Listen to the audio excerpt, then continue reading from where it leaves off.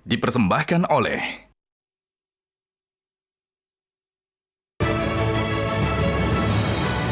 Selamat malam para pemirsa, ketemu lagi di Hot Room dengan saya Hotman Paris. Pemilu Pilpres sudah selesai dengan damai. KPU telah menetapkan presiden dan wakil presiden terpilih. Oleh karenanya, marilah kita semua warga Indonesia bersatu. Apalagi dengan adanya Timnas U23 yang sedang berlangsung di Qatar. Mari kita semua memberikan dukungan kepada putra-putra Indonesia yang sedang berjuang di Qatar. Karena inilah prestasi bola tertinggi yang pernah dicapai oleh putra-putra Indonesia. Pertanyaannya adalah, Sintayong yang adalah warga Korea dan juga pelatih Timnas U23, dia memilih apa? Kalau Korea Selatan nanti kalah sama Indonesia di pertandingan hari Jumat, maka Korea Selatan tidak akan bisa lolos untuk piala berikutnya, ya. Dan Indonesia akan jadi pemenang. Apakah Sintayong akan memilih memenangkan tim Indonesia demi profesionalisme atau memenangkan dia punya bangsa sendiri, itu Korea Selatan? Inilah Hot Room, naturalisasi untuk prestasi.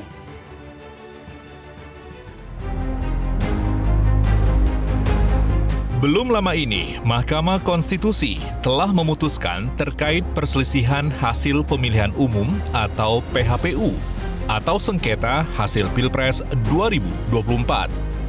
Saat ini, sudah waktunya seluruh elemen bangsa untuk saling bergotong royong mewujudkan Indonesia maju dan sejahtera. Terlebih, saat ini, pasukan Garuda Muda memasuki babak perempat final Piala Asia U23 2024. Pertarungan sengit untuk memperebutkan tiket ke Olimpiade Paris 2024 pun semakin menegangkan. Ekspektasi publik terhadap permainan timnas sangat tinggi, terlebih setelah melihat penampilan apik Witan Sulaiman dan kawan-kawan di fase penyisihan grup A lalu. Di atas kertas, Korea Selatan jauh diunggulkan ketimbang Indonesia. Negeri ginseng pernah menjadi juara Piala Asia U23 edisi 2020 dan selalu jadi langganan ke Olimpiade dalam 9 edisi terakhir. Sementara Indonesia baru pertama kali tampil di Piala Asia U23 dan langsung menorehkan sejarah lolos ke perempat final. Pertandingan ini juga akan menjadi pertemuan pertama Sintayong menghadapi negaranya sendiri sejak ditunjuk menangani Timnas Indonesia. Reputasi dan profesionalisme Sintayong pun benar-benar diuji di partai ini. Misi yang jelas tidak mudah. Sintayong harus mengorbankan tanah airnya demi mengantarkan Indonesia ke Olimpiade Paris 2024. Mampukah Sintayong membawa Garuda Muda ke pesta olahraga terbesar di dunia tahun ini?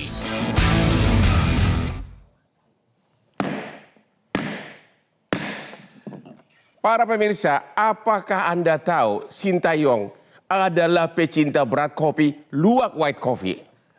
Apakah Anda tahu selama sidang 14 hari di MK, saya membela 02, setiap hari saya meminum luwak white coffee. Itulah yang membuat saraf saya tegang dan tetap kuat selama perdebatan. Dan apakah Anda tahu kopi luwak inilah yang menyebabkan otak saya menghasilkan berlian yang berkilau-kilau. Jadi tetaplah ikuti Hotman luwak white coffee, membuat Hotman sesukses begini. Otak cemerlang menghasilkan berlian dan mobil-mobil mewah, Lamborghini, Ferrari dan sebagainya. Oke, Pak Sinulinga, apakah keberhasilan Timnas U23 ini berkat Sintayong, berkat naturalisasi, atau berkat Pak Erik, atau apa? Dan inilah benarkah ini prestasi pertama yang masuk Piala Asia? Ya, yang pertama dulu Bang, selamat dulu buat Pak Prabowo dan Gibran yang telah disahkan oleh KPU sebagai presiden dan wakil presiden kita yang terpilih ke depan. Ini yang pertama dong. Dan ternyata ini pengacaranya. Kan mantap. Yang kedua, ternyata sekarang bola menyatukan semua Bang. Benar. Akhirnya sekarang kita udahlah lupakan pilpres-pilpresan. Termasuk kalian jangan benci lagi sama gua. Jadi lupakan. Nah ini kita bicara dulu Bang mengenai timnas ya. Kita ngomong timnas dulu. Jadi ketika Pak Erick Thohir jadi ketua umum PSSI, Ya. beliau itu banyak sekali target yang diberikan oleh pecinta sepak bola. Ya. Mulai dari timnas, kemudian juga liga dan sebagainya. Ya. Beliau harus punya pilihan nih. Mana yang harus dipilih prioritas pertama? Ya.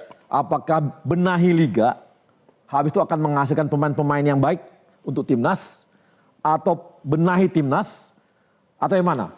Nah, masalahnya masyarakat kita ini udah haus betul yang namanya kemenangan.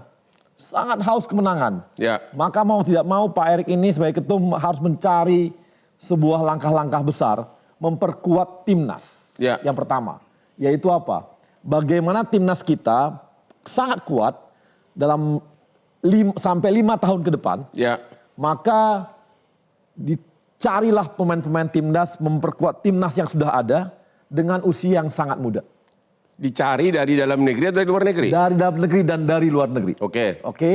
Nah, makanya jangan heran Bang kita, untuk timnas senior, kita tuh usia kita rata-rata 23 Bang. Ya. Jadi sangat muda, dan yang sekarang yang U23 itu rata-rata 20. Oke. Sangat muda. Jadi dengan komposisi yang sekarang, bisa dikatakan ini adalah komposisi 5 tahun ke depan, timnas kita pasti kuat. Jadi yang bikin benar-benar sampai prestasi hebat masuk Piala Asia bahkan masuk perempat final apa? Nah, Pak Erick atau apa yang? jadi gini Bang, kita nggak boleh lupakan juga dengan proses-proses yang udah ada. Ya.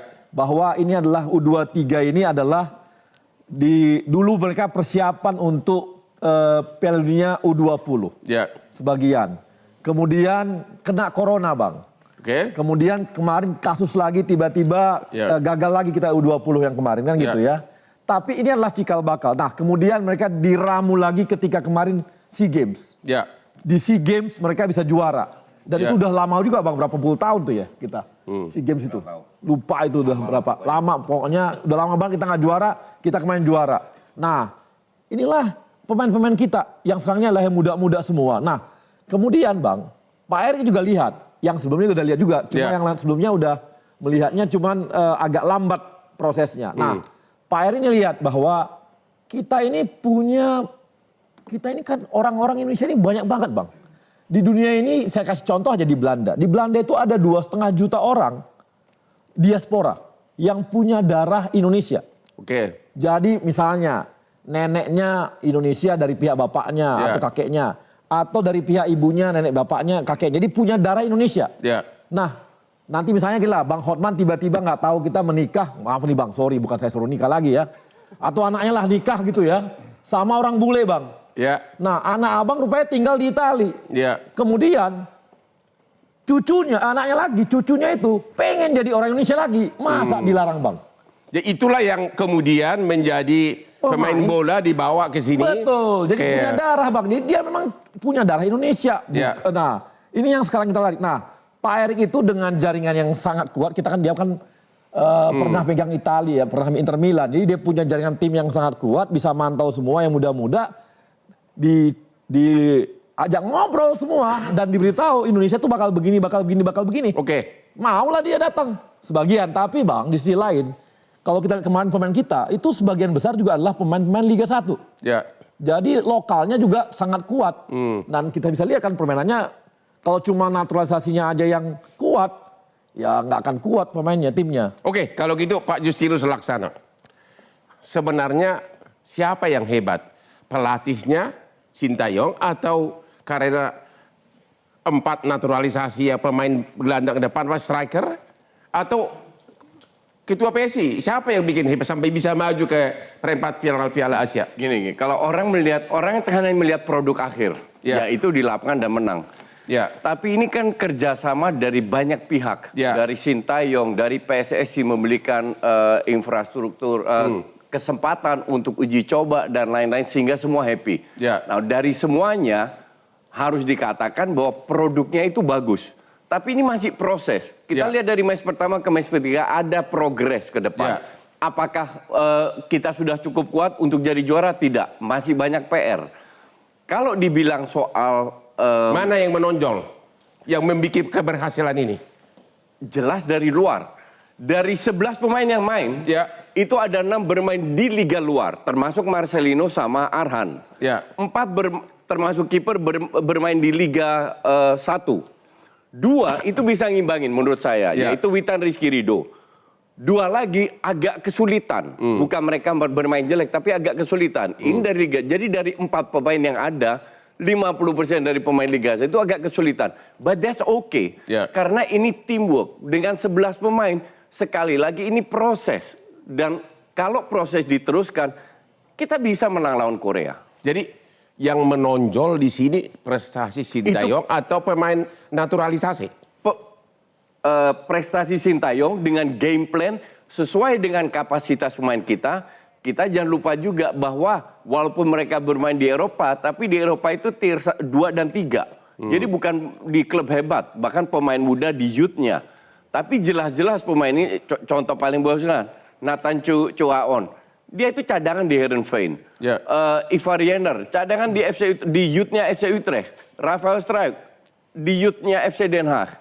Pemain-pemain ini yang di sana termasuk youth, di sini mereka bisa memberikan nilai tambah. Oke. Dan beruntung pemain Liga 1 pelan-pelan bisa mengikutin. Oke. Nah, sinergi ini antar pemain luar, pemain lokal, pelatih, lahirlah Jadi sebuah semua prestasi. berperan. Semua berperan. Oke, Pak Tommy Welly. Ya. Anda setuju bahwa yang buat timnas Indonesia masuk perempat final Piala Asia, Sintayong atau naturalisasi atau siapa?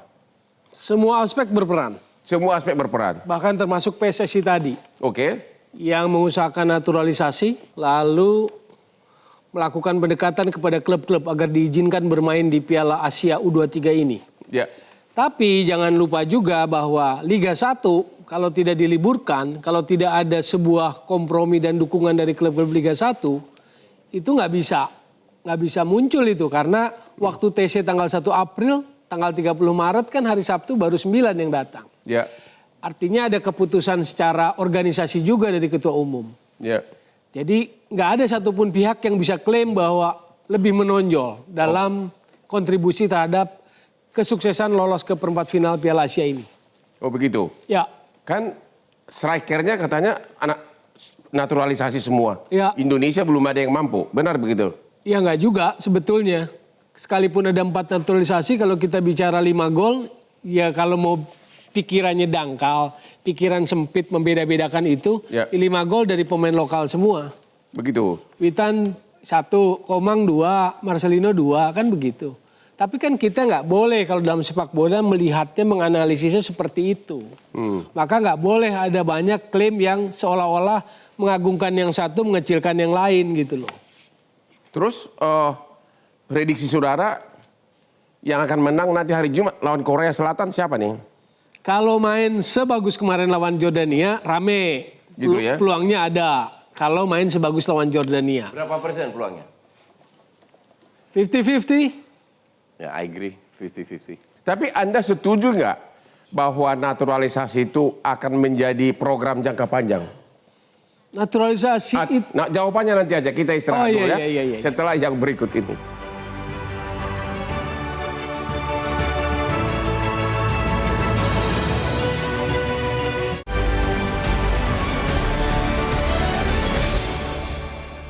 Dipersembahkan oleh Jelajahi cara baru mendapatkan informasi. Download Metro TV Extend sekarang.